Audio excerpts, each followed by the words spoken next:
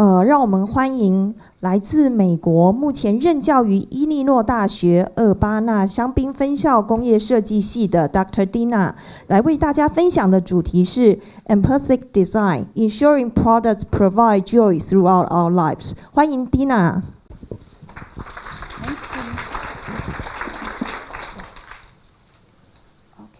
你好。I am so thrilled and honored to be here. This is a beautiful country, and the food is too good to leave. So it's my pleasure to be here. I'm an industrial designer. My PhD is in empathic design research, which is proving to be a very impactful business strategy. And if any of you are familiar with empathy, I'm a phenomenologist. I look at the lived experience. So you can all say one thing, you probably do something else, and you may be feeling something else as well. So I don't measure what's measurable. I look at the unspoken. I try to make sense of very incredible motivating factors that do not appear in equations. I'm an industrial designer in practice with Herb's Product, and I've been asked to show a couple of products to you.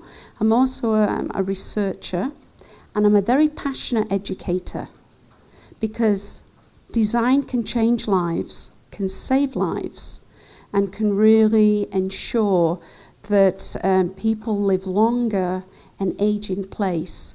They don't have to be relocated as they age and develop disabilities. And building on Hans' wonderful presentation, there is a book called The Rise of the DEO, the Design Executive Officer.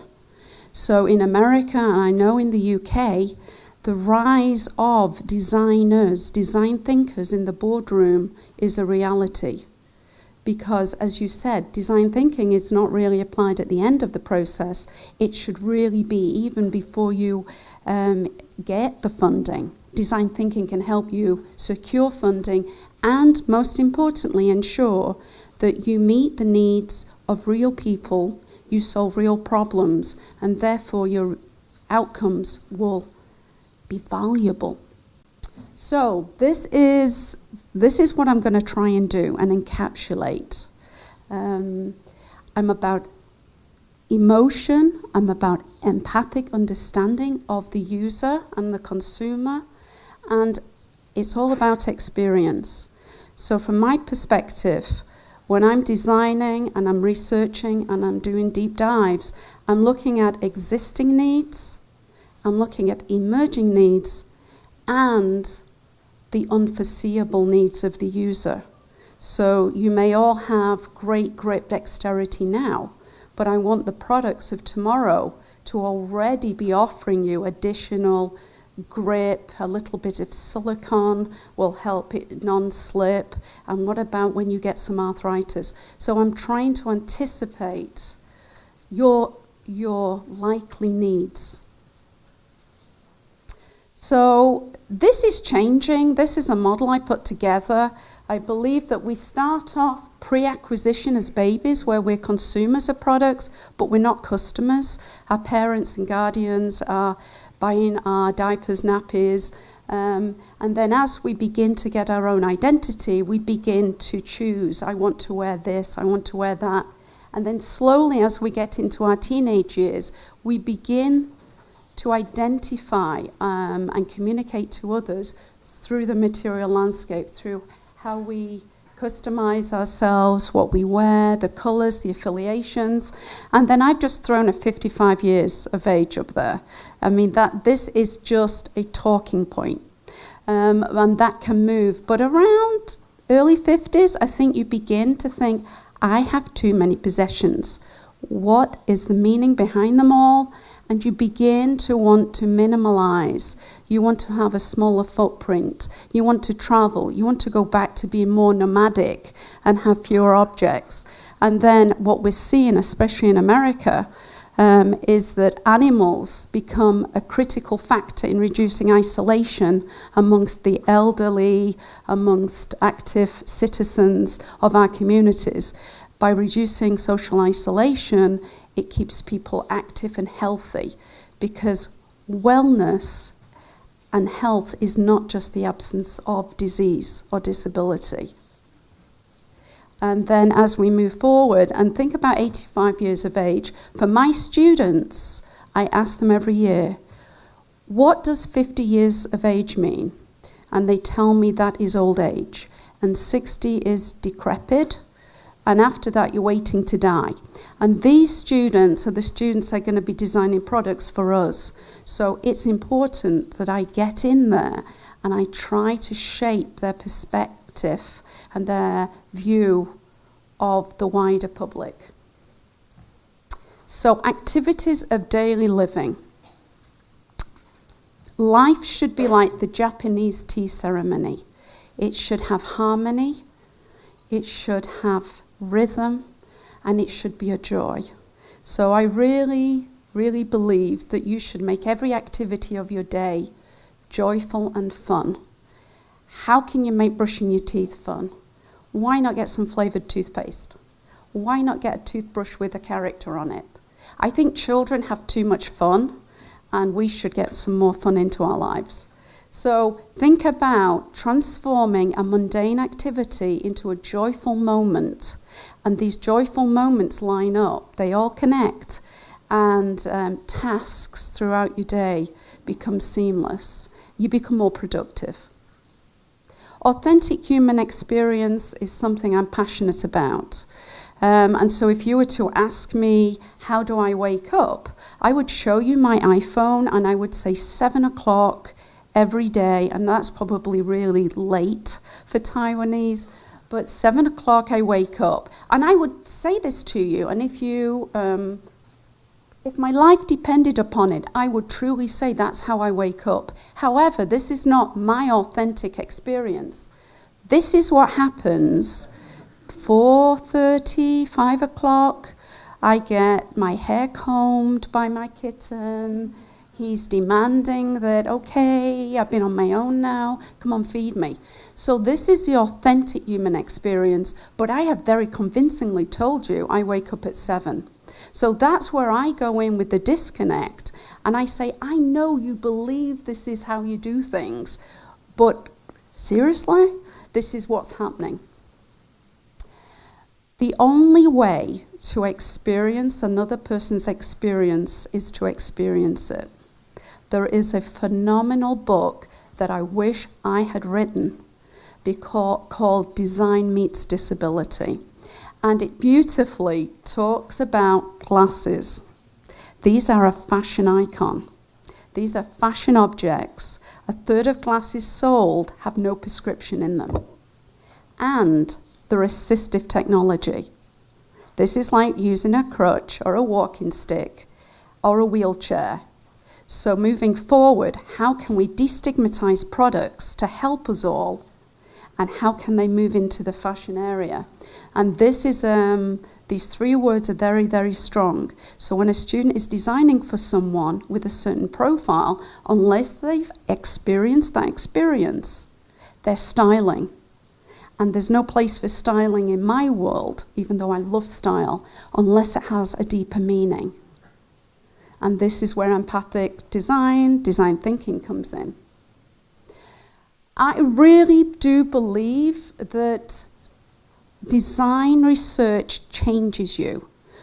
Research, engineering research, you have to be distant and you are the same person after you've gone through the process. But in design research, you change. And if you don't change, you're not doing it right, okay? You've got to do it until it hurts. You've got to feel it. You've got to feel the discomfort.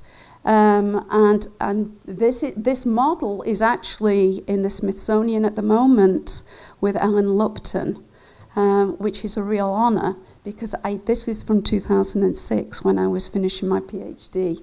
But the whole idea is we change and we lean in to the user experience. We are not wearing our lab coats and watching from a distance. That is not what's making design decisions effective. So the new normal. I've never met a normal person.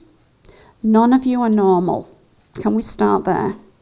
We're all unique, we have different lens, and we have an empathic horizon. I am a twin, and we shared everything growing up, and she couldn't be more different. So even twins see the world differently. Even if they've eaten the same food, they were taught the same things. So I could never begin to design for my twin based on assumptions. I would have to employ this even if I know the person really well. In my classroom, I bring in students with profound physical disabilities and also cognitive disabilities. On average, we have maybe 200 wheelchair users on our campus. This is Alexis. She had to have a personal assistant 24 hours a day. She was on a ventilator at night. She had to have her lungs sucked out every 20 minutes, and she was my teaching assistant.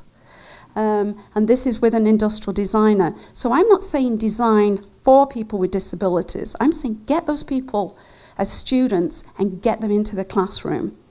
I've just graduated my first legally blind industrial designer and my first wheelchair user, who's a female industrial designer. They bring new perspective, they bring empathy into the classroom, and they challenge the minds of those young designers to think, what is normal anymore? And to see the School of Art and Design populated with people with limbs missing, in wheelchairs, integrating seamlessly is joyful, and it makes us better thinkers. Empathic modelling is critical, and I think that's why we have an award winner in the room. This helps a deeper understanding. And by the way, I have to highlight, empathy is not sympathy. Sympathy enables me to connect emotionally with a person, but empathy leads to positive action. So just make that very clear. Deeper empathic understanding is critical. I think emotional sustainability is something I really thrive for. So whatever we own, emotional sustainability from my perspective is that it has value to you. You can use it from day one right through to the end of your lifespan. I shouldn't have to give up my possessions because I develop arthritis or have visual impairment. And this is what I mean about emotional sustainability. Just because it's made out of bamboo or it's recycled paper does not make it sustainable in my world. And we spend a life working hard. We fill our homes with incredible objects. Let those objects be very well chosen and let those objects give us joy for as long as possible and enhance quality of life for all. As designers, we have to have a mantra, we have to have direction, we have to have a belief that design can change. It's changing hearts, it's giving people the opportunity to grow old at home, it's giving people their dignity back. I want to introduce you to two incredible people. Scott Herbst, I'm the director of Insight, it's a Silicon-based design consultancy, and Walter Herbst. Walter Herbst, the elder here, has been called the godfather of industrial design, and the Industrial Design Society of America has called him a design icon this week, which has tickled him. I hope that translates. It's made him very happy. And I've been asked to just show some of the products, two products, very quickly from the work. Design thinkers make the mundane visible. We do things so often we don't realize that we could be improving how we complete tasks. So our job is to look at the everyday and go, whoa, hold on a minute. I'm going to show you the router. I hope this is what it's called over here. This is kind of typical. Are we all familiar with these little creatures with the little ears? Well, this is what Herbst's products have done. The design process is messy. It's chaotic. It's full of ambiguity and confusion. And designers are happy with that. We make sense of it. And then this is how we have launched a brand new scheme of router for Norton. It's something that sits seamlessly in your home environment. It doesn't scream technology. It's not black. It's not got spiky bits. It's very pure and it's modern. And then we also have to think about out-of-the-box experience. It's the ceremony. It's the kind of the ritual of opening up this new member of your family. And then the Stratos, which is a payment system, and it's about lifestyle. Designers are designing lifestyles. This is a card. You have something very well, you have this here. This is a card that integrates everything into one piece of plastic, or aluminium as it's probably going to be. So it's your gym membership, it's your credit card, it's your travel pass, it's all in one, because we're trying to minimize the products, the artifacts that we're carrying around, because we're nomadic. If you all have rucksacks, bags, that's your office. Wherever you travel, you're nomadic. You open everything up and that's your workplace.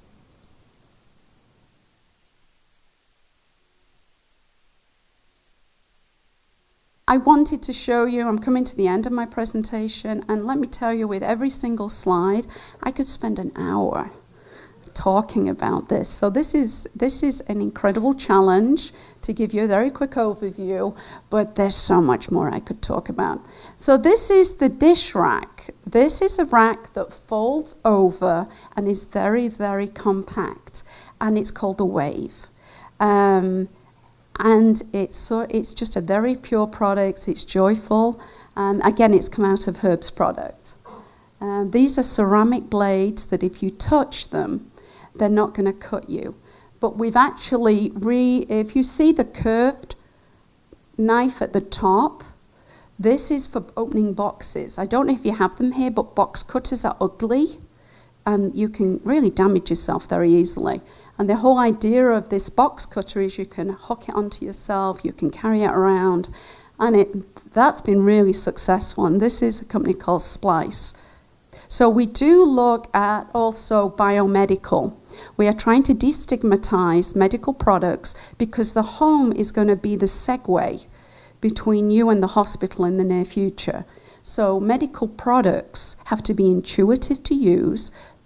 They have to reduce any sense of fear, and they have to fit in seamlessly into your home so they don't scream, you have a disease, you have a medical issue. So I do believe, this is one of my last slides, design with your heart. Everything matters, and design for dignity and wellness for others. And satisfy the functional with the emotional needs. And I believe that's where the intrinsic value of design thinking and your design outcomes will come from.